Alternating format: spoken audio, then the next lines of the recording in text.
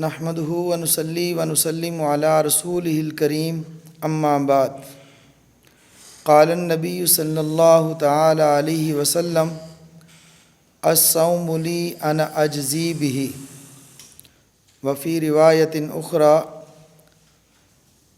الصوم لی انا اجزا بہ صدق اللہ العظیم و صدق رسولہ النبی الکریم ونحن علی ذلک لمن الشاہدین والشاکرین والحمد للہ رب العالمین۔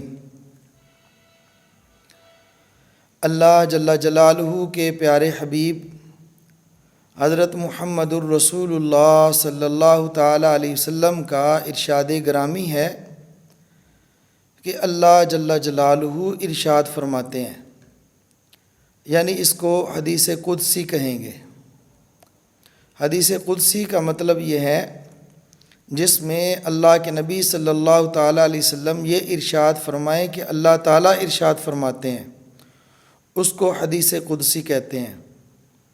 اللہ جل جلالہ کے پیارے حبیب صلی اللہ تعالیٰ علیہ وسلم نے ارشاد فرمایا کہ اللہ تعالیٰ کا ارشاد ہے الصوم لی انا اجزا بہ الصوم لی انا اجزی بہ، روزہ میرے لیے ہے، میں خود اس کی جزا دیتا ہوں، اس کا بدلہ میں خود دیتا ہوں۔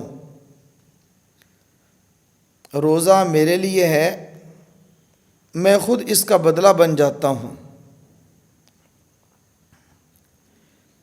باقی اعمال نماز، زکوٰۃ، حج، جہاد، تلاوت، نوافل، صدقات، خیرات، جتنی بھی عبادات ہیں ان کو دیکھا جائے تو سب کا بدلہ اللہ رب العزت جنت عطا فرماتے ہیں۔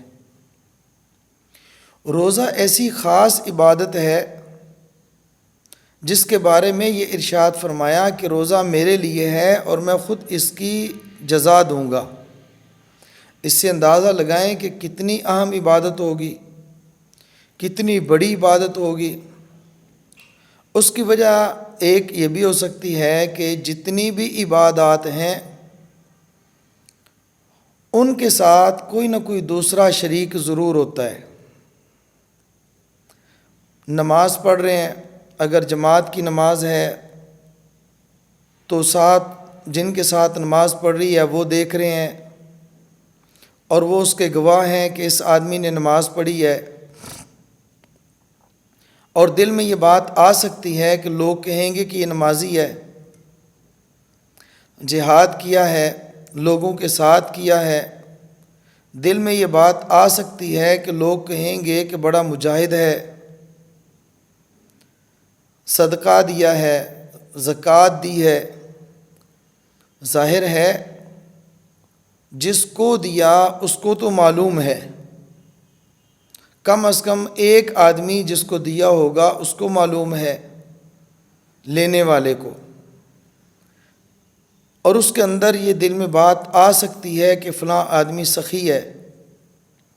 لیکن روزہ ایسی عبادت ہے جس نے روزہ رکھا اور جس کے لیے رکھا صرف دو کو معلوم ہے۔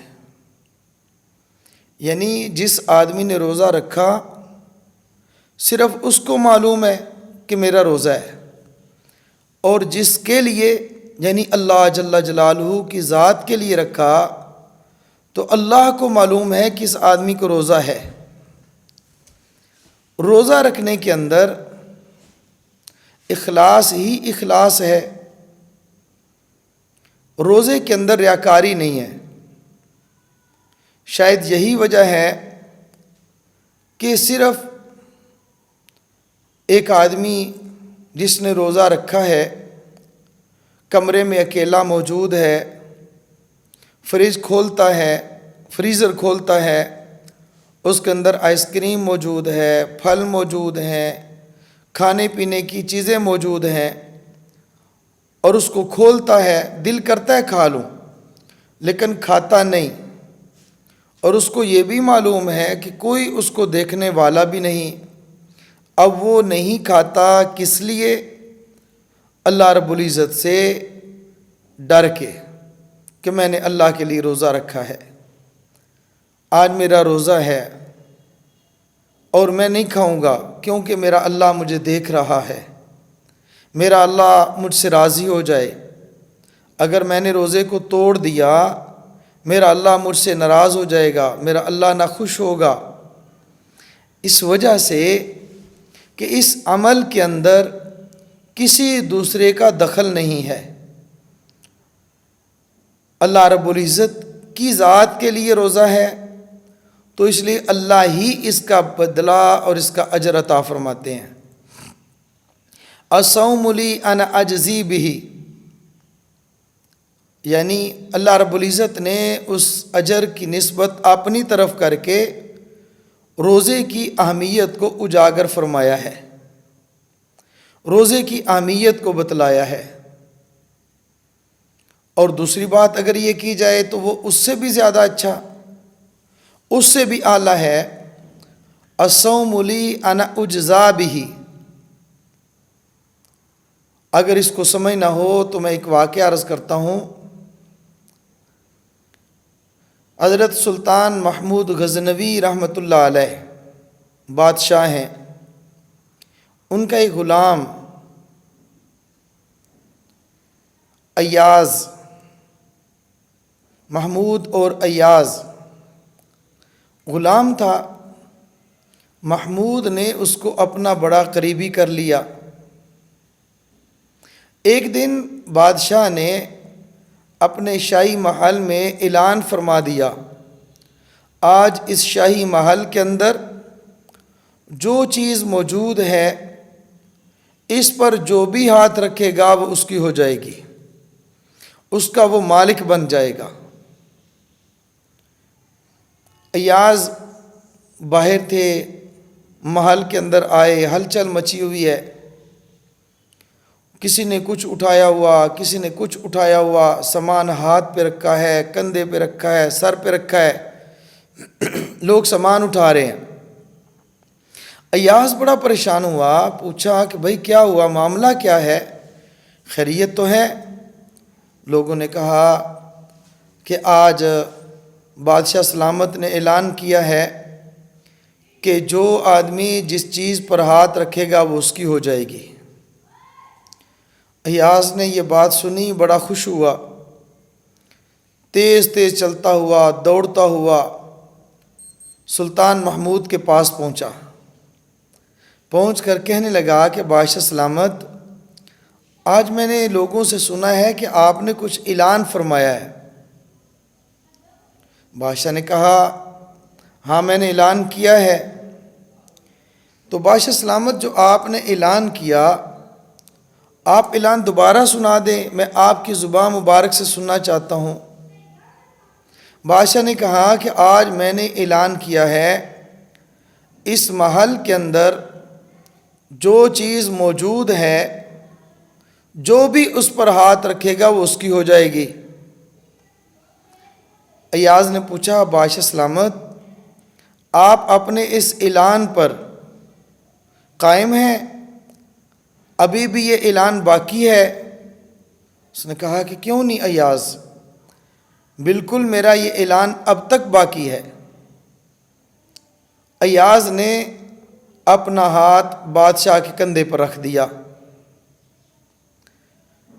جب کندھے پر ہاتھ رکھا تو سلطان محمود نے یوں ایاز کی طرف دیکھا، دیکھ کر فرمایا ایاز یہ کیا؟ میں نے تو کہا کہ جس چیز پہ ہاتھ رکھو گے اس کی ہو جائے گی، اور تم نے میرے کندھے پہ ہاتھ رکھ دیا۔ کہا بادشاہ سلامت، آج میں نے سوچا جس کا بادشاہ ہوا اس کی بادشاہت ہو گئی، جس کا سلطان ہوا اس کو سلطنت مل گئی، جس کو حاکم ملا اس کو حکومت مل گئی۔ تو اس لیے آج میں نے آپ کے کندھے پر ہاتھ رکھ کے کہہ دیا کہ بادشاہ تو میرا ہے، جب باعث سلامت آپ میرے ہیں تو بادشاہت میری ہے۔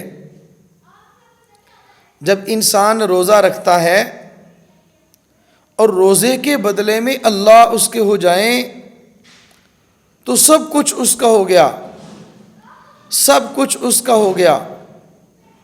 اس بات کو سمجھا تھا صحابہ کرام رضی اللہ تعالی عنہم اجمعین نے، اور پھر انہوں نے اللہ کو اپنا بنایا۔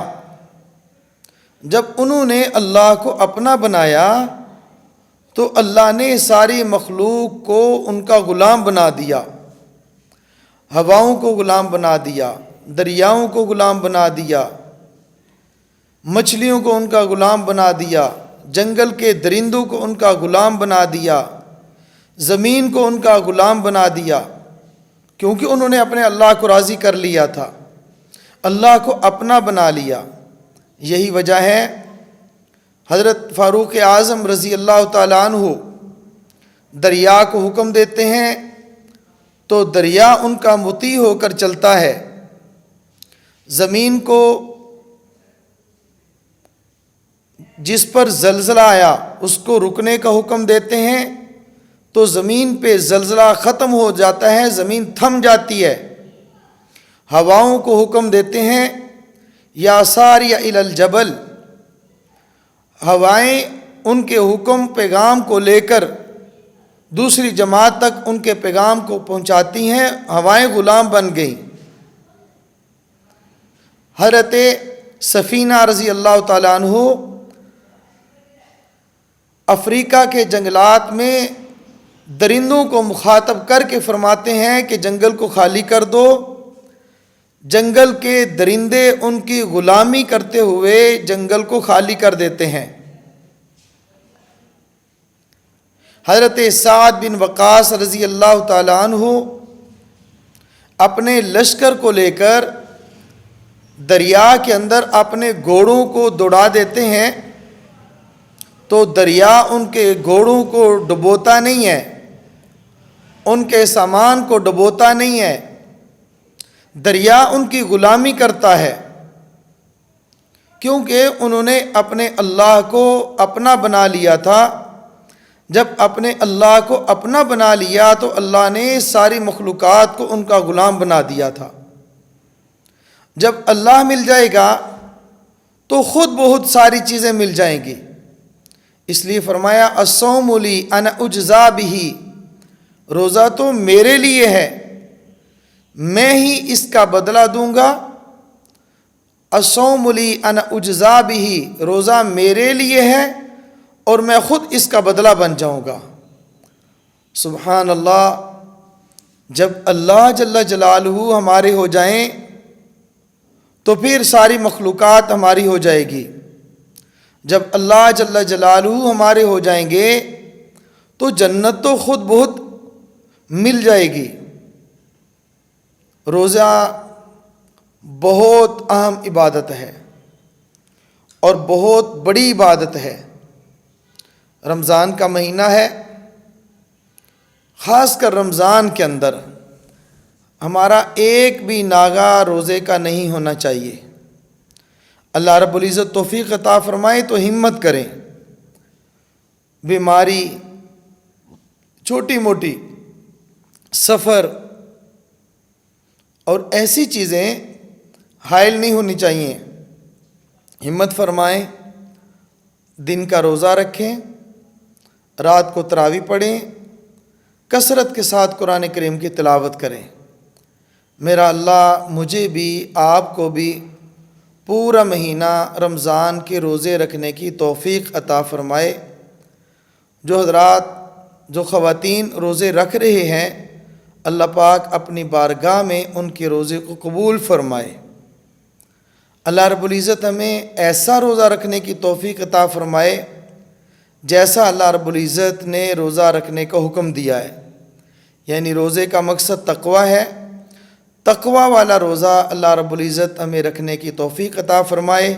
وآخر دعوانا ان الحمد للہ رب العالمین۔